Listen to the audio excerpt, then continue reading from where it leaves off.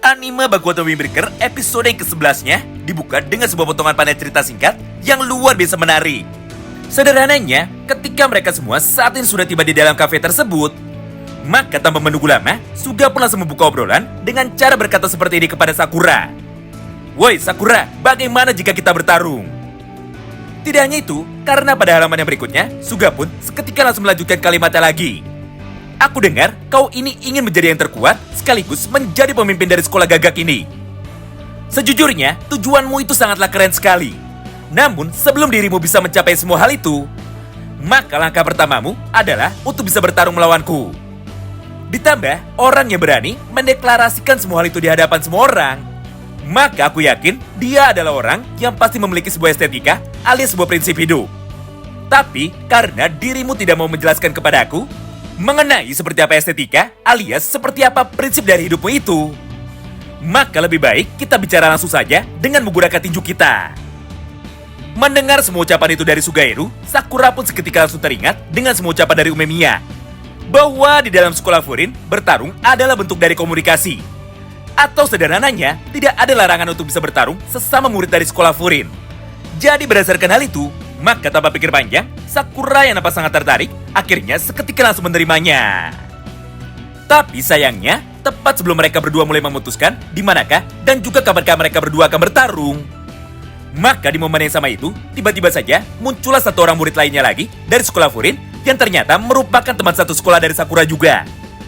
Di mana pada halaman ini, kita pun bisa melihat sama-sama bahwa Kiryu datang menuju ke kafe itu dengan membawa seorang wanita muda yang nampaknya saat itu terlihat sedang gelisah. Menyaksikan semua hal itu di depan matanya, Sakura, Nirei dan juga Sugairu akhirnya seketika langsung menjadi terkejut. Karena di antara mereka semua, ternyata hanya Kiryu sajalah yang berani mengajak anak perempuan dari sekolah lain untuk mau berkencan bersama dengan dirinya. Di momen inilah, Kiryu pun langsung memperkenalkan perempuan itu kepada semua teman-temannya. Lalu, dia pun langsung mengajak pacarnya itu duduk tepat di belakang dari Sakura sambil berkata seperti ini kepada pacarnya. "Baiklah, karena saat ini kita sudah sampai dan karena saat ini ada teman-temanku, maka ayo kita duduk sama-sama tepat di belakang kursi itu." Melihat kedatangan dari Kiryu ini, Nirei pun nampak sangat bersemangat. Karena ini adalah pertama kalinya bagi Nirei bisa melihat dari dekat sosok dari Kiryu, yang merupakan salah satu dari 5 orang berandalan terkuat yang ada pada kelas 1 ini. Oleh karena itu, sambil membuka buku catatan gangsternya, dia pun mulai menjelaskan kepada Sakura mengenai sehebat apa kekuatan asli dari Kiryu. Sederhananya, Kiryu adalah murid yang terkuat dari SMP anak-anak orang kaya yang ada pada kota Furin, yaitu SMP Kanachu. Suatu hari, terdengar sebuah rumor besar bahwa Kiryu mampu mengalahkan beberapa kelompok berandalan dari SMP-SMP lainnya yang mencoba untuk bisa mengganggu dirinya. Bahkan, walaupun Kiryu hanya bertarung dengan seorang diri, tapi faktanya dia pun bisa mengalahkan anak-anak SMP kelas 3 yang saat itu jumlahnya sangat banyak dan juga bermain keroyokan.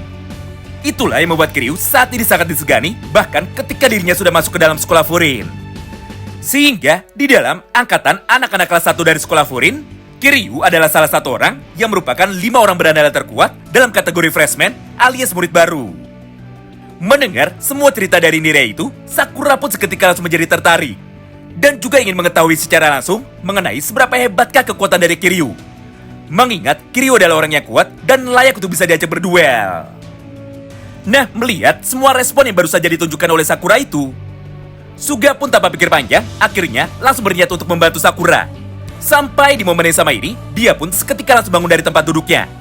Lalu, Suga pun langsung berjalan dengan cepat menuju ke tempat duduk dari Kiryu sambil berteriak dengan sangat kencang kepadanya. Menyaksikan semua hal itu di depan matanya, Kiryu pun seketika langsung menjadi emosi. Karena teriakan dari Suga barusan justru malah membuat pacarnya itu malah menjadi ketakutan. Oleh karena itu, Kiryu pun akhirnya langsung berdiri. Serta dia pun tiba-tiba saja langsung berniat untuk dapat meninggalkan tempat makan tersebut. Nah, disinilah poin menariknya. Karena ketika Kiryu baru saja keluar dari kafe itu, maka di momen yang sama tersebut, tiba-tiba saja muncullah puluhan anggota dari kelompok berandalan lain yang kebetulan pada saat itu sudah menunggunya di depan.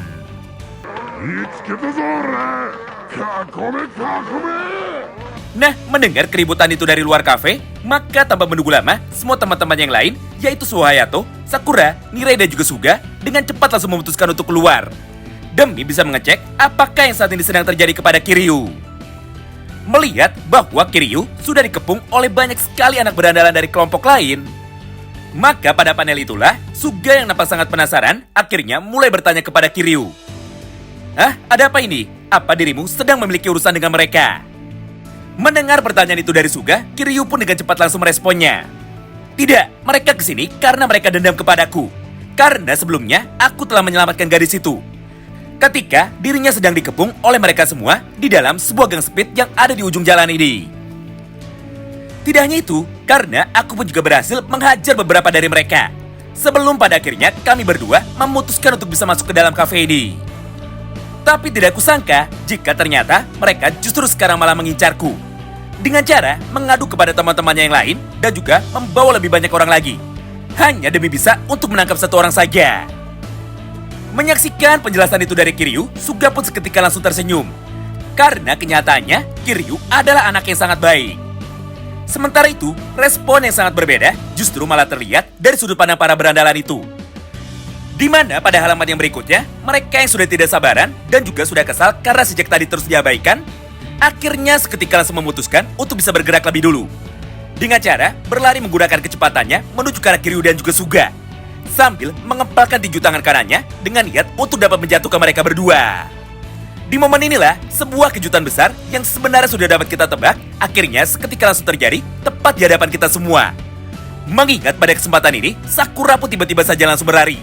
Serta di saat yang bersamaan, dia pun segera melompat menuju ke arah para berandalan itu, sambil melayangkan satu buah tendangan terbangnya tepat ke arah wajah dari orang tersebut.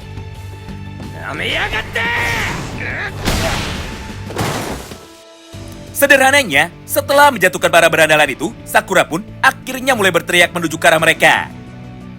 "Woi, yang kalian bisa lakukan hanyalah membuat keramaian seperti ini.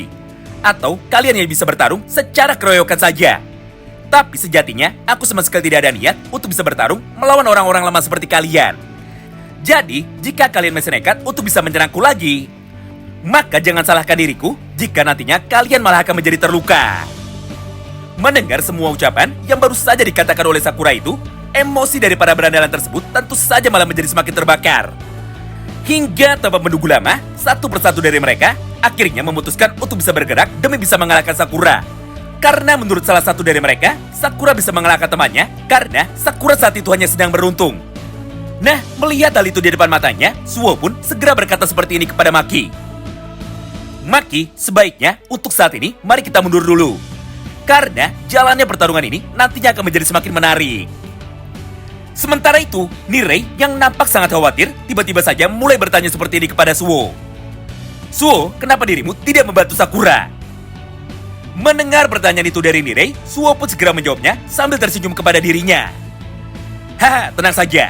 Karena faktanya saat ini mereka bertiga sudah lebih dari cukup untuk bisa mengatasi masalah ini."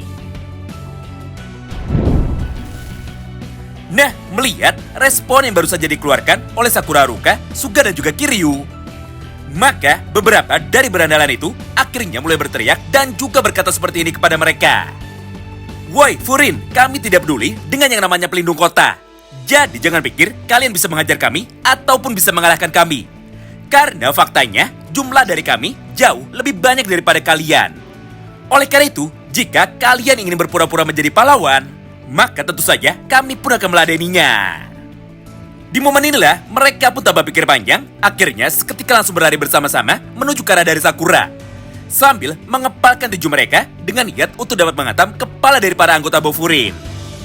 Walaupun pada awalnya Sakura dan juga Kiryu mampu merespon dengan cepat semua serangan dari para berandalan itu, tapi ternyata sebuah kejadian yang sangatlah berbanding terbalik justru malah terjadi dari sudut pandang Sugairu.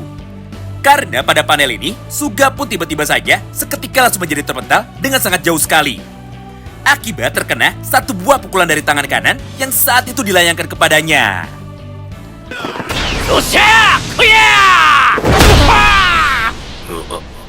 Menyaksikan hal itu di depan matanya, Sakura dan juga Kiryu tentu saja menjadi sangat terkejut. Hingga di saat yang bersamaan itu, Sakura pun mulai bertanya kepada Sugairu. "Woi, tadi dirimu sempat khawatir kepadaku. Tapi kenapa justru malah kau sendiri yang berhasil dihantam oleh berandalan itu hingga menjadi terjatuh seperti itu? Mendengar pertanyaan dari Sakura, Suga pun seketika langsung bangun. Lalu di momen yang sama itu, dia pun mulai menjelaskan kepada kita semua. Dengar, aku selalu dengan sengaja membiarkan para lawan-lawanku untuk dapat mengajarku lebih dulu ketika kita sedang bertarung. Barulah aku akan membalasnya dengan menggunakan gerakan yang mencolok. Di momen inilah, Suga pun tanpa pikir panjang, akhirnya segera menghampiri tubuh dari para berandalan itu. Lalu dengan cepat, dia pun segera membanting orang itu menuju ke arah belakang. Dengan menggunakan gerakan bantingan yang disebut dengan German Suplex.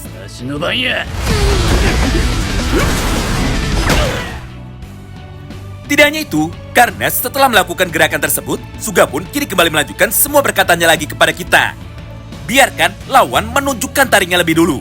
Barulah aku akan membalasnya dengan pesonaku. Karena kenyataannya itulah moto dari hidupku. Nah, mulai dari sanalah jalannya pertarungan 3 orang melawan satu geng itu terus berlangsung menjadi semakin memanas. Di mana pada halaman yang berikutnya, kini giliran dari Sakura Haruka yang mulai menunjukkan kehebatannya lagi tepat di hadapan kita semua. Mengingat pada momen ini, Sakura pun dengan cepat akhirnya langsung membalikkan badannya. Lalu tanpa banyak basa-basi, dia pun segera melancarkan satu buah teknik tendangan berputar lagi dengan gerakan yang seperti ini. Kemudian, setelah Sakura berhasil mengalahkan beberapa dari mereka, maka yang selanjutnya adalah giliran dari Kiryu untuk dapat menunjukkan taringnya juga. Di mana pada halaman yang berikutnya, kita pun bisa melihat sama-sama teknik bela diri dari Kiryu, yaitu teknik bela diri Tai Chi, yang sebenarnya hampir mirip dengan teknik bela diri Aikido yang digunakan oleh Suho Hayato. Sederhananya, Kiryu hanya bertarung dengan cara bertahan. Mengingat Kiryu tidak pernah mencoba untuk dapat menghajar para lawannya dengan menggunakan teknik tendangannya ataupun dengan kepalan tinjunya. Sebagai gantinya, Kiryu bertarung dengan menggunakan telapak tangannya saja. Di mana di dalam praktiknya, Kiryu selalu menghempaskan dan juga melemparkan tubuh dari para berandalan itu menuju ke arah dari Sakura Haruka dengan menggunakan pukulan dari telapak tangannya. Barulah Sakura yang bertugas untuk dapat menghajar mereka semua. Ketika berandalan yang dilempar oleh Kiryu sudah mendarat tepat di lokasi dari Sakura.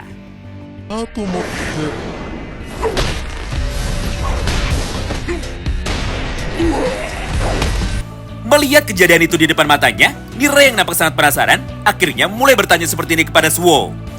Suho, kenapa Kiryu sama sekali tidak mencoba untuk bisa memukul mereka semua? Apakah saat ini Kiryu sedang bermain-main? Mendengar pertanyaan tersebut dari Nire, Suho pun dengan cepat akhirnya langsung menjawabnya.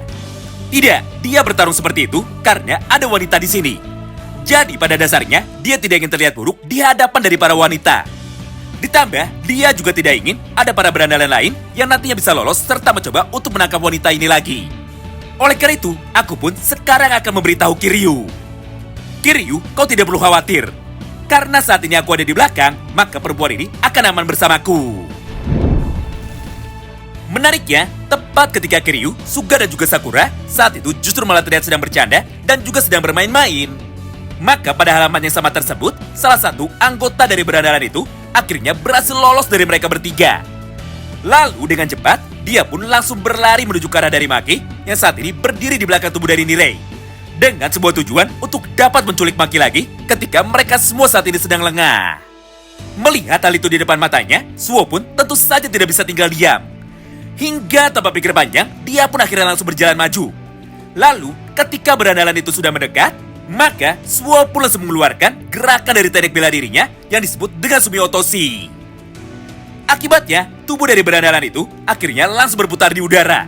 Sebelum pada akhirnya, dia pun seketika langsung jatuh dan juga tumbang pada saat itu juga. Nah, semua momen baku hantam yang dilakukan oleh mereka berempat terus berlangsung selama beberapa saat. Hingga pada halaman yang berikutnya, atau tepatnya setelah beberapa kali melancarkan teknik tendangan terbangnya dan juga mengeluarkan gerakan bantingannya, kini kelompok dari para berandalan itu akhirnya mampu dikalahkan dengan sangat mudah. Sampai tidak ada satupun dari mereka yang sekarang mampu bangkit kembali. Sementara itu, Suga yang saat ini masih nampak sangat bersemangat, akhirnya langsung menyambung ucapan dari Sakura barusan. Sakura, karena kita sudah menang, maka ayo cepat ucapkan moto dari Genbo Furin. Mendengar perkataan itu dari Sugairu, Sakura pun menjadi kebingungan. Karena faktanya, dirinya belum mengerti apa yang baru saja dikatakan oleh Sugairu. Oleh karena itu, Nirei yang saat ini ada di dekatnya akhirnya langsung membantu Sakura dengan cara berkata seperti ini kepada Suga. Suga, Sakura adalah anak baru yang datang dari kota lain.